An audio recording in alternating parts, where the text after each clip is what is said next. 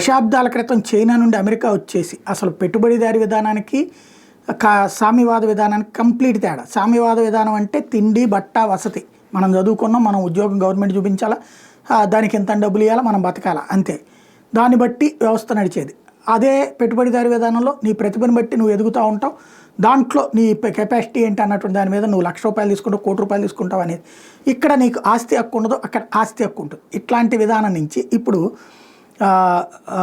ఈ సామ్యవాద దేశమైనటువంటి చైనా నుండి వచ్చినటువంటి వాళ్ళు, లేకపోతే కనుక అట్లాంటి దేశాల నుండి వచ్చినటువంటి వాళ్ళు ప్రొఫెసర్లుగా అమెరికన్ యూనివర్సిటీలో చేరి అక్కడ పిల్లల మెదళ్ళనే కలుషితం చేయడం వల్ల తలెత్తినటువంటి సమస్య అనేక ఉద్యమాలకి, ఈ అంతర్జాతీయ ఉగ్రవాద ఉద్యమాలకు కూడా అక్కడ విద్యార్థులు మద్దతు పలికినటువంటి సందర్భం. ఇప్పుడు ట్రంప్ వచ్చాక కీలకమైనటువంటి స్వయంగా ట్రంపే ప్రకటించాడు, అన్ని కాలేజీలకి, స్కూళ్ళకి, యూనివర్సిటీలకి ఒక సర్క్యులర్ పంపించేశారు, అక్రమ ప్రొటెస్టుల్ని అంగీకరించద్దు, ఎవరైతే యాజిటేషన్స్ చేస్తారో వాళ్ళని జైల్లో పెట్టండి, పర్మనెంట్గా అందులో ఏది ఈ శరణార్థులుగా వచ్చిన వాళ్ళు ఎవరైతే ఉంటారో వాళ్ళని వాళ్ళ దేశానికి పంపించండి లేదా జైళ్ళలో పెట్టండి.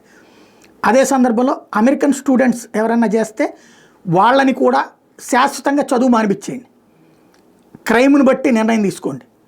ఇది చాలా క్లియరు, ఇందులో మొహమాట పడాల్సిందేం లేదని చెప్పి సంచలన ఆదేశం ఇచ్చారు.